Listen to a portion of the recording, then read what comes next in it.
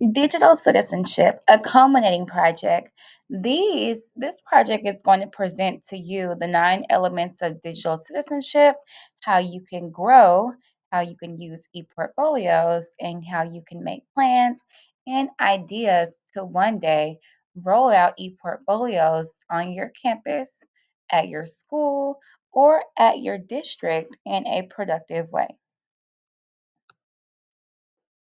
The 9 elements of digital citizenship are important to everyone that uses social media, professional learning networks, or blogs, discussions, websites, anything of that nature. If you're communicating with other people and interacting with them online, the 9 elements of digital citizenship are extremely important.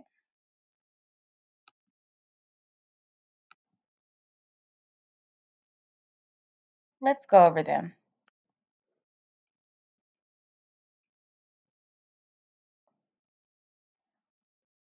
It's important to be intentful and also making sure you're communicating properly as you're using a digital world.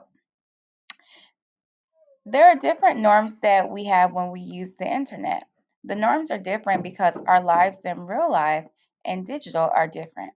When the pandemic happened, technology became a very significant part of our daily lives, in our personal lives, and also academic, professional, all of them. I can't imagine my life without technology. Each day I'm interacting with students, family, and friends on some type of technology platform. How we interact with each other online is different than how we interact with each other when we're in person. Personally speaking, I educate my students online differently than how I teach in the classroom. I'm more personable in the classroom. Also, my message seems more intentional and passionate in the classroom. Although I do try to give my students my all through Zoom videos, Vimeos, and Flipgrids. Digital citizenship is extremely important. When I say be intentional, it's important to be intentional and have integrity when you're on the internet. Be mindful of the information we're putting out into online spaces. Connecting and communicating are two of the biggest benefits to engaging in the online world. It's important that we respect each other and be open to hearing the opinions of others. That basically means as while we're on Twitter or Facebook or in a professional learning network, although our opinions differ from one another, it's important to still be respectful.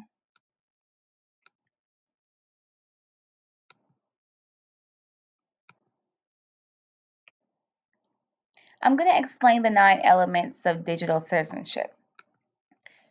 Digital access refers to full electronic participation in society. It's important for tech users to understand that not everyone has the same level of access to digital technology. The gap between those who have access and those who do not is often referred to as the digital divide. Digital commerce is the buying and selling of goods and services using digital channels. People selling things on Instagram or eBay, Poshmark, or their own personal websites.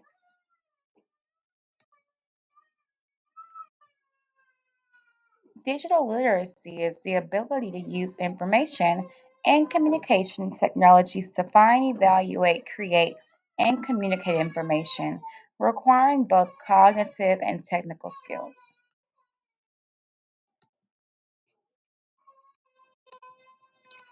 Digital communication is any type of communication that relies on the use of technology. There are many types of digital communication, commonly referred to as digital communication channels. These include email, phone calls, conferencing, and SMS. Digital etiquette is the electronic standards of conduct and procedure, the proper rules of behavior while you use these technology devices, such as being respectful, no bullying, things of that nature. Digital law is Being able to be responsible for our actions and deeds while we're in a virtual world. Having ethics. Ethical use of encompasses all activities on the internet that abide by the laws of society.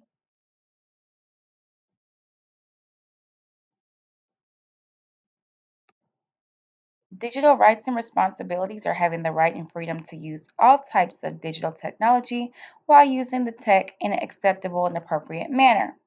As a user of digital tech, you have the right and privacy and the freedom of personal expression. Digital security is when you use the tools to secure your identity, assets, and tech in the online and mobile world. The tools you can use to protect your identity include antivirus software, web services, biometrics, and securing your personal devices every day. Digital health and wellness refers to physical and sociological well being in a technology world. Simple solutions such as table height, screen placement can preclude health problems. For example, me teaching in a virtual world for the past year has given me a sort of carpal tunnel that I have to keep in mind whenever I'm online so that my health does not decline.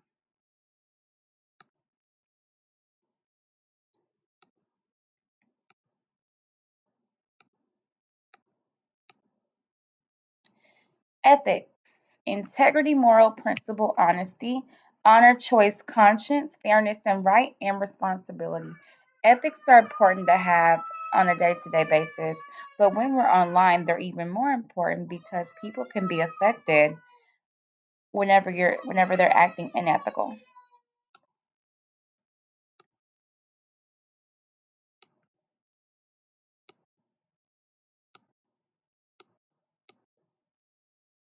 Connecting the dots. As my students go into a digital realm and virtual world, they'll need to know the 9 elements of digital citizenship. This will help them function in an online space properly.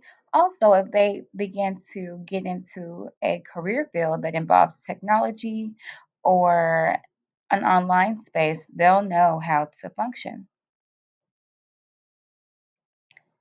The benefits of e-portfolios. E-portfolios are going to help students succeed in their university, their career field, a workspace, or classroom space. My vision. I want to create an effective method to present my new ideas and concepts to my colleagues. I'm passionate about the growth of our campus and district and how e-portfolios can be utilized on a day-to-day basis with our upperclassmen.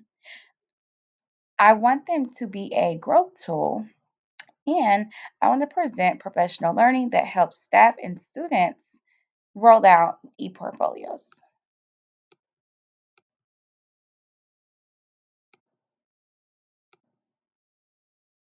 You cannot have a positive life and a negative mind.